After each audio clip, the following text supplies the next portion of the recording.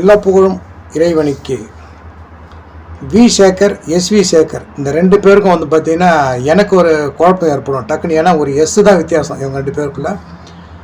ஒரு விசுவுக்கு அப்புறம் ஒரு சிறந்த இயக்குனர், அதாவது விசுவுக்கு அப்புறம்னா விசு மட்டும்தான் இயக்குனருங்கிற அர்த்தத்தில் நான் சொல்ல வரல. அவர் தான் வந்து பார்த்திங்கன்னா இந்த ஃபேமிலி கண்டென்ட் நிறையா படம் பண்ணக்கூடிய ஒரு நல்ல இயக்குனர். அவருடைய சம்சாரம் அது மின்சாரம், திருமதி ஒரு வெகுமதி, சகலகலா சம்பந்தி, இதெல்லாம் வந்து பார்த்திங்கன்னா ஒரு கல்ட் மூவி அப்படின்னே சொல்லலாம். ஒரு நல்ல படம். ஸோ அவரை தொடர்ந்து பெருசாக ஃபேமிலி இயக்குனர்கள், குடும்ப இயக்குனர்கள் அப்படின்னு சொல்லிட்டு யாருமே சொல்ல முடியாது. அதுக்கப்புறம் அந்த இடத்த பிடிச்சது நம்ம இயக்குனர் வி சேகர் எம்ஏ. இவர் ஒரு தயாரிப்பாளராகவும் இருந்திருக்கிறாரு, இயக்குனராகவும் இருந்திருக்கிறாரு. ஒரு நல்ல திரைக்கதை, நல்ல நாலேஜ் உள்ள ஒரு கம்யூனிச சிந்தனை கொண்ட ஒரு மனிதர். இவர் வந்துட்டு பாக்யராஜுடைய உதவியாளர். இவர் ஆக்சுவலாக சினிமா ஆர்வத்தில், இப்போ மற்றவங்கள மாதிரி சினிமா ஆர்வத்தில் சினிமாவில் போயிட்டு சேரணும்னு முடிவு பண்ணி சினிமாவில் வந்துட்டு அவர் சேர்ந்த ஒரு நபர் கிடையாது. அவரை பொறுத்த வரைக்கும் தங்கத்தட்டில் வந்து வச்சு வந்த ஒரு வாய்ப்பு அப்படின்னு தான் சொல்லுவோம். ஸோ பாக்யராஜுடைய சின்ன வீடு படத்தோடைய ப்ரீவியூ ஷோ போய்கிட்டு இருக்கும்போது இவருக்கு தெரிஞ்ச சினிமா நண்பர்களை ஒருத்தர் மூலிமா இவர் அந்த ப்ரீவியூ பார்க்க போகிறார். செலிபிரிட்டிக்கான அந்த விஐபிக்கான ஷோ வந்துட்டு போடப்படுது. அந்த ஷோ பார்க்கறதுக்கு இவர் நண்பர்களோட போகிறார். சினிமா துறையை சார்ந்த நண்பர்கள் தான் அவங்க எல்லாருமே. இவருடைய மாமனாரும் வந்து பார்த்திங்கன்னா சினிமா துறையை சார்ந்த ஒரு மனிதர் தான். பிற்காலத்தில் வந்து அவர் படங்கள் நிறைய தயாரிச்சிருக்கிறார். நம்ம வி சேகருடைய படங்களுக்கும் பார்ட்னர் அவர் தான். அதுக்கு வி சேகருடைய படம் இல்லாமல் மற்ற படங்களையும் அவர் வந்து தயாரிச்சிருக்கிறார் பிற்காலத்தில். ஸோ அதன் மூலிமா அவருக்கு வந்து ஒரு வாய்ப்பு கிடைச்சி என்ன பண்ணுறாரு, பாக்யராஜோடைய அந்த சின்ன வீடு படத்தை பார்க்குறதுக்கு போகிறாரு. அப்போ அந்த படத்தை பற்றின ரிவ்யூ, அதை அந்த கிரிட்டிசைஸ் வந்துட்டு அவர் அப்போவே சொல்கிறார், இந்த படம் என்னென்ன குறைகள் இருக்குது, என்னென்ன விஷயங்கள் நிறைய இருக்குது அப்படிங்கிற மாதிரி. அந்த இடத்துலையே பாக்யராஜ்கிட்ட மனம் திறந்து ஓப்பனாக எல்லாம் சொல்கிறாரு.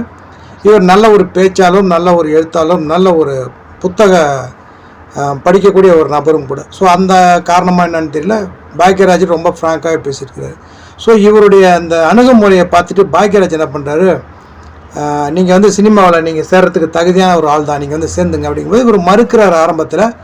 பின்னால் நீங்கள் உங்கள்கிட்ட அந்த திறமை இருக்குது, நீங்கள் வரலாம் தாராளமாக, நீங்கள் நம்பி வேலை உங்கள் வேலையவே நீங்கள் ராஜினாமா பண்ணிட்டு வாங்க அப்படிங்கிற அளவுக்கு பாக்யராஜ் இறங்கி சொன்னதாக ஒரு தகவல் நான் படிச்சிருக்கிறேன். ஸோ பாக்யராஜ் சொன்ன ஒரு விஷயத்தை மனசில் வச்சுட்டு அவர் தன்னுடைய வேலையை ராஜினாமா பண்ணிவிட்டு சினிமா துறையில் வந்து சேர்றாரு. சில படங்கள் பாக்யராஜ் கூட ஒர்க் பண்ணுறாரு. ஒர்க் பண்ணிவிட்டு முதல் படம் வந்து பார்த்திங்கன்னா நீங்களும் ஹீரோ தான் அப்படிங்கிற ஒரு படத்தை எடுக்கிறாரு. படம் பெரிய அளவில் பேசப்பட்டாலும் பெருசாக ஓடலை அப்படின்னு தான் சொல்லுவோம். அடுத்ததாக வெளியே வந்து நேல்கள் ரவி, ஐஸ்வர்யா வச்சு ஒரு படம் பண்ணியிருப்பார். ஏதோ மருமகன் சம்பந்தமான ஒரு கண்டென்ட்டு. அந்த படம் வந்து பார்த்திங்கன்னா பெரிய அளவில் மதிக்கப்பட்டுச்சு, மக்களால் பார்க்கப்பட்ட படம். பெருசாக வசூல் கலெக்ஷன் அப்படின்னு சொல்ல முடியாது. ஸோ பொண்டாட்டி சொன்னால் கேட்டுக்கணும், ஒன்றா இருக்க கற்றுக்கணும், இந்த மாதிரியான படங்கள் வந்து பார்த்திங்கன்னா அவருக்கு ஒரு பெரிய ஒரு மார்க்கெட்டை உருவாக்கி கொடுத்துச்சு அப்படின்னு சொல்லலாம். நல்ல சிந்தனை, மக்களை வந்து சிந்திக்கக்கூடிய அளவுக்குலாம் வசனங்கள்லாம் போட்டிருப்பார். ஒன்றா இருக்க கற்றுக்கணும் படத்தில் வந்து பார்த்திங்கன்னா கவுண்டமணியை வச்சு ஒரு டைலாக் பேசியிருப்பார். ஒரு பிராமணர் ஒருத்தர் கிராஸ் ஆவார். அப்போ கவுண்டமணி பையனை கூப்பிட்டு போவார். எங்கே போகிறீங்க, நாங்கள் படிக்க போகிறோம் அப்படிம்பார் கவுண்டமணி.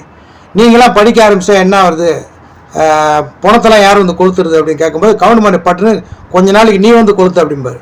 ஸோ அந்த கட்ஸு வேணும், அதை பேசுகிற கட்ஸும் கவுண்டமணிக்கு தான் இருந்துச்சு, அதை சொல்கிற கட்ஸும் வந்து பார்த்திங்கன்னா வி சேகருக்கு தான் இருந்துச்சு. அந்தளவுக்கு ஒரு நல்ல சமூக கருத்தை வந்து சொல்லக்கூடிய ஒரு இயக்குனர். சமீபத்தில் அவர் இறந்துட்டார் அப்படிங்கிற செய்தி கேட்டு ரொம்ப மனசு கஷ்டப்பட்டுச்சு.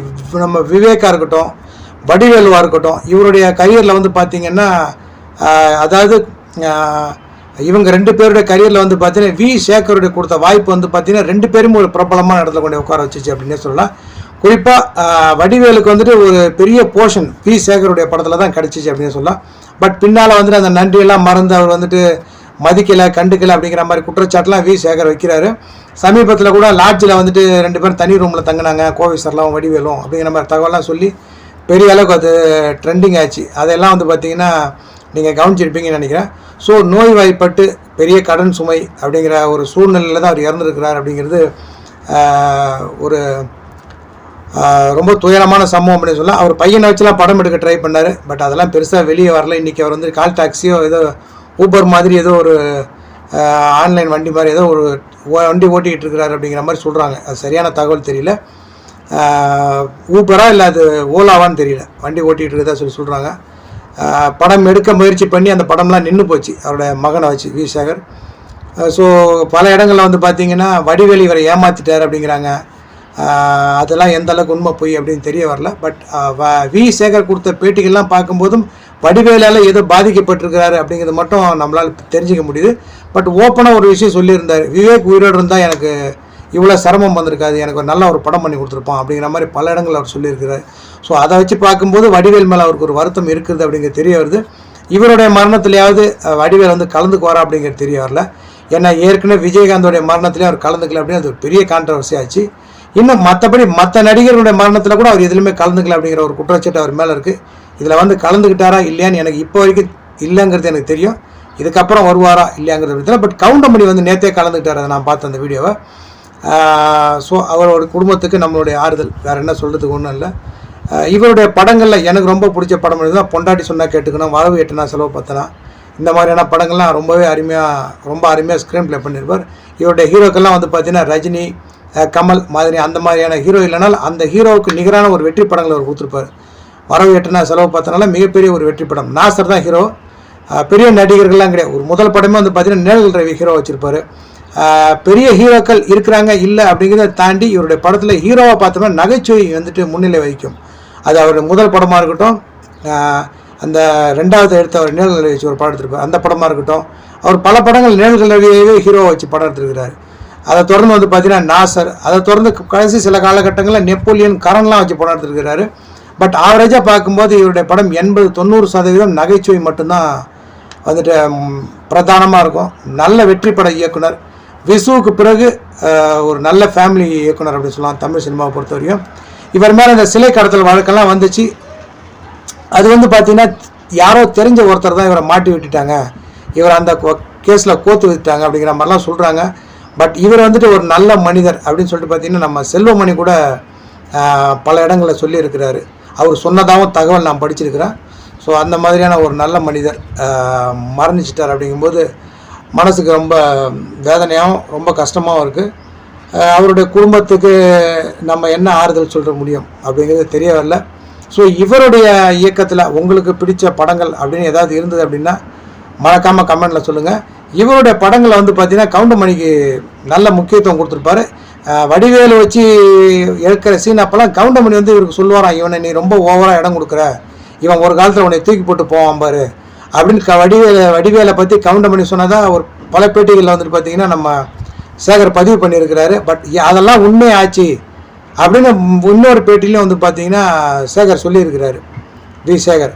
ஸோ அவரை வந்து ஏதோ ஒரு வகையில் வடிவேல் காயப்படுத்தியிருக்கிறார் அப்படிங்கிற மாதிரி தெரியுது. இவர் அந்த பேட்டியெல்லாம் வச்சு பார்க்கும்போதும் அவர் கொடுத்த பேட்டிலே வந்து பார்த்திங்கன்னா பல இடங்களில் வடிவேல் அது கேட்டால் அவரை காயப்படுத்துகிற மாதிரி தான் இருக்கும். இந்த பேட்டியை பார்த்தாருன்னா வந்து காயப்படுத்துகிற மாதிரி தான் இருக்கும். ஸோ அவருக்குள்ளே ஏதோ ஒரு வடிவேலால் ஒரு காயம் ஏற்பட்டிருக்கு அப்படிங்கிறது நம்மளால் புரிஞ்சிக்க முடியுது. ஸோ இந்த மரணத்தில் வடிவேல் கலந்துக்குவாரா கலந்துக்க மாட்டாரா அப்படிங்கிறத பற்றி தெரிய வரல. குஷ்புவாக இருக்கட்டும், இன்னும் ரோஜாவாக இருக்கட்டும், உங்கள் மார்க்கெட் போன ஒரு நேரத்துலலாம் வந்துட்டு மிகப்பெரிய வெற்றியை கொடுத்த ஒரு இயக்குனர் அவங்களுக்கெல்லாம். ஸோ அவங்க எல்லாருமே வந்து கலந்துருப்பாங்கன்னு நினைக்கிறேன். இது வரைக்கும் எனக்கு தெரிஞ்சு அவங்கெல்லாம் கலந்துக்கிட்ட மாதிரி தெரியலை. பார்க்கலாம் பொறுத்திருந்து. இறைவன் நாடிலாம் இன்னொரு வீடியோ உங்களை சந்திக்கிறேன். எல்லா புகழும் இறைவனுக்கு.